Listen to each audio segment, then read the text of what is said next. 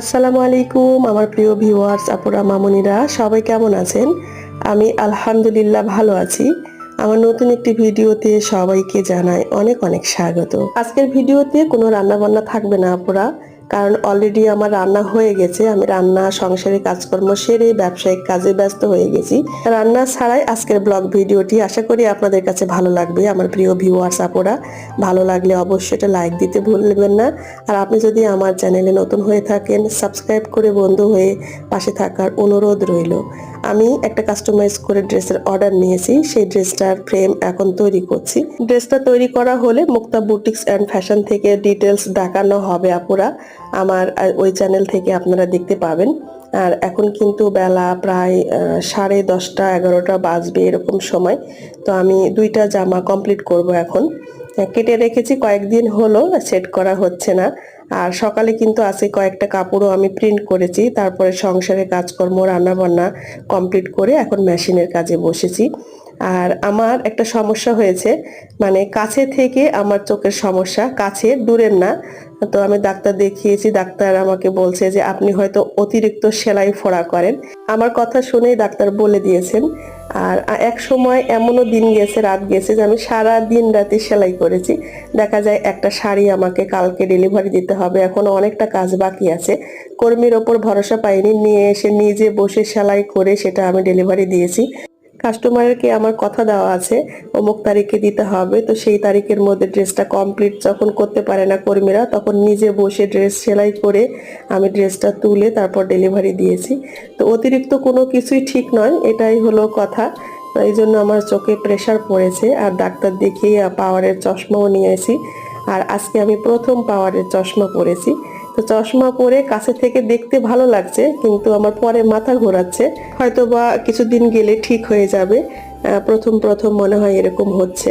তো এই ড্রেসগুলো কিন্তু আমার 2 দিনের ছাপানো, আমি 2 দিন ধরে ছাপিয়েছি। সেগুলো আমি আমার ওই চ্যানেল থেকে দেখাবো, এমনকি সুতা ম্যাচিং সবকিছুই দেখাবো।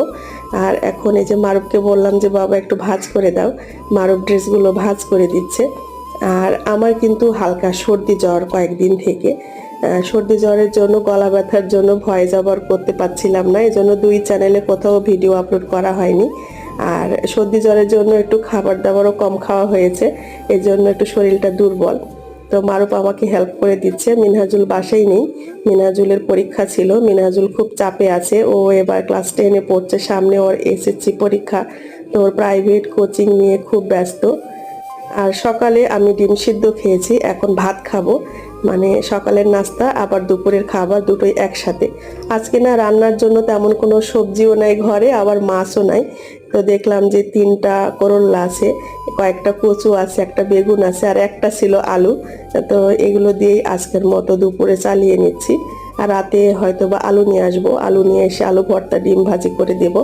তো এখন বাজে প্রায় 12:30টার মতো, আমি খেয়ে নিচ্ছি, খেয়ে আমি আবারও কাজে বসবো। আর সকালে শুধু ডিম সিদ্ধ খেয়েছি, তো ক্ষুধাও পেয়ে গেছে।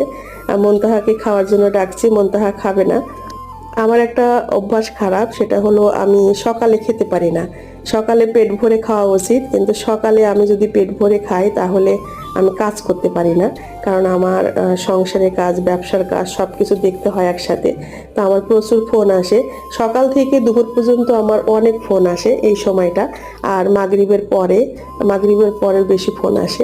মাগরিবের নামাজ পড়ার পরে আমি সব মেসেজ চেক করি, আমার হোয়াটসঅ্যাপ, আমার ফেসবুক আইডি, মেসেঞ্জার, তারপরে বিজনেসের যে কাজকর্মগুলো থাকে সব কিছু চেক করি এবং কর্মীদের সাথেও কথা বলি।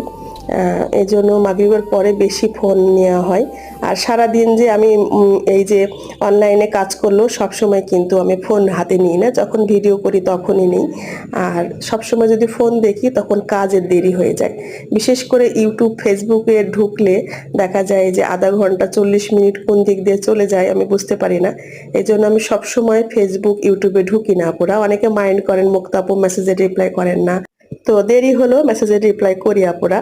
তো আজকে ওই যে করল্লা ভাজি করেছি, কচু দিয়ে বেগুন দিয়ে তরকারি একটা, আর একটুখানি ডাল করে নিয়েছি। ডাল না করলে একটু তরকারি দিয়ে হবে না।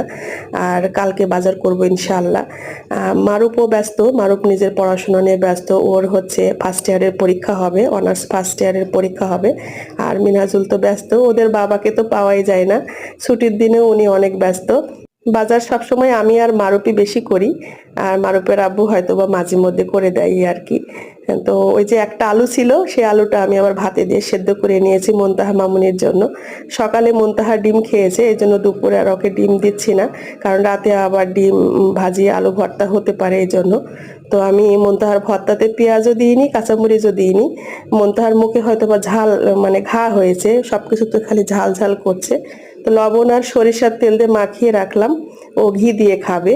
ঘি দিয়ে ভাত দিয়ে মেখে খেতে পছন্দ করে। আর আপনাদের ভাইয়ার জন্য ভাত রেডি করে রেখে আমি কাপড় কাটার প্রিপারেশন নিচ্ছিলাম। এর মধ্যে সাহেব চলে এসেছেন, এসে বলছেন যে আমি কাঁঠাল এনেছি, তাড়াতাড়ি কাঁঠাল ভাঙো, কাঁঠাল খাবো।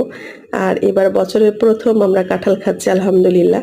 কাঁঠালটা মুখের কাছে নরম, কিন্তু পরে দেখি ভিতরে শক্ত আছে। আজকে ভাঙা ঠিক হয়নি, কালকে ভাঙা লাগতো।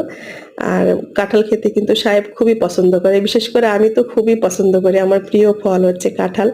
তো এই কাঁঠালটা কিনে এনেছে, অনেক বড় সাইজের। আমি বলছি এত বড় কাঁঠাল খাবে কে, কারণ আমার দুই ছেলে একদমই পছন্দ করে না কাঁঠাল খেতে। মিনাজুল যদিও বা দু একটা খাবে, আর মারুক তো হাতে দিয়ে ধরবেই না এরকম। তো মুনতাহাকে একটা দিলাম, আর এদিক থেকে ভেঙে দিচ্ছি, মুনতাহার বাবা বসে বসে খাচ্ছে। আমাদের বাড়িতে কাঁঠালের গাছ আছে, যদি ভাগ্যে থাকে তো খাওয়া হবে। খুব বেশি নাকি ধরেনি এবার।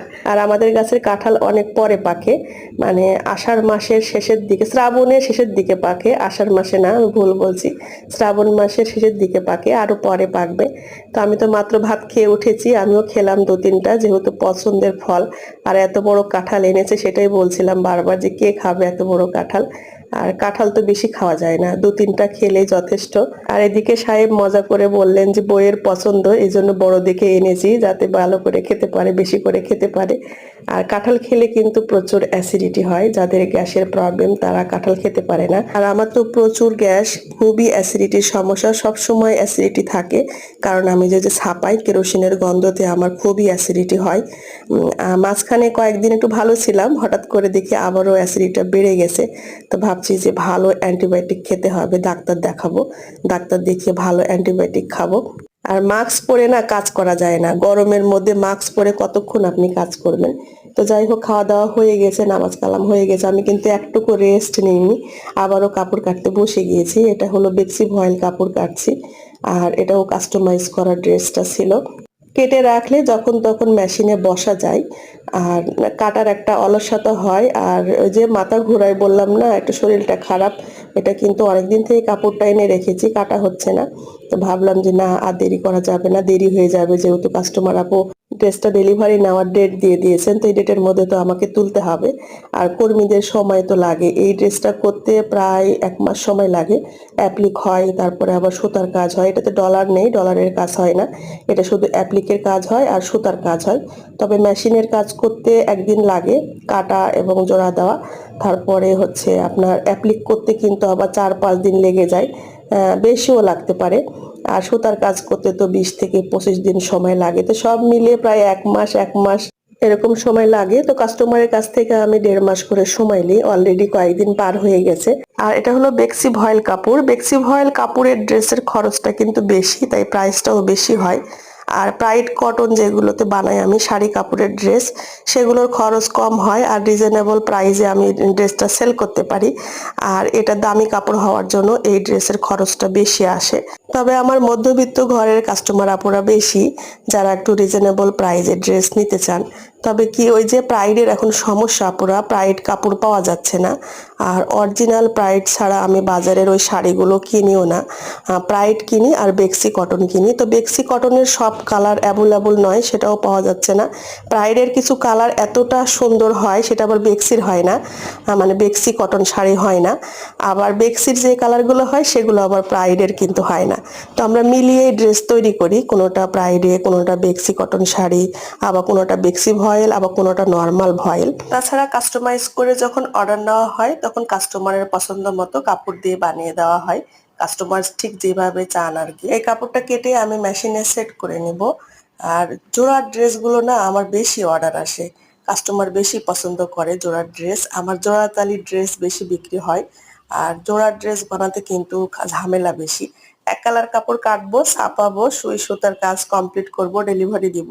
কিন্তু এই যে জোড়া ড্রেসগুলো মাপ করে কাটো, তারপরে সেটা মেশিনে সেট করো, এরপরে যে জোড়াগুলোতে আবার অ্যাপ্লিক গুলো বসাও, তারপরে সুতার কাজের জন্য রেডি করো। খরচও বেশি হয়, ঝামেলাও বেশি হয়। তো যাই হোক আমার প্রিয় বোনেরা, ভিডিওর এই পর্যন্ত যারা এসেছেন একটি লাইক দিতে ভুলে গেছেন, প্লিজ এটা লাইক দিয়ে দিবেন। আর আপনি যদি আমার চ্যানেলে নতুন হয়ে থাকেন, সাবস্ক্রাইব করে বন্ধু হয়ে পাশে থাকার অনুরোধ রইল। আর অলরেডি আপনি এই কাজটা করে রেখেছেন, আপনাকে তো অসংখ্য অসংখ্য ধন্যবাদ। তো আজকে আমার দুইটা শাড়ি আর কিছু সুতারও অর্ডার ছিল, সেগুলো পার্সেল রেডি করে নিলাম। এগুলো ঢাকা টঙ্গীতে যাবে। তো এখান থেকে আজকে শেষ করি, সবাই ভালো থাকবেন।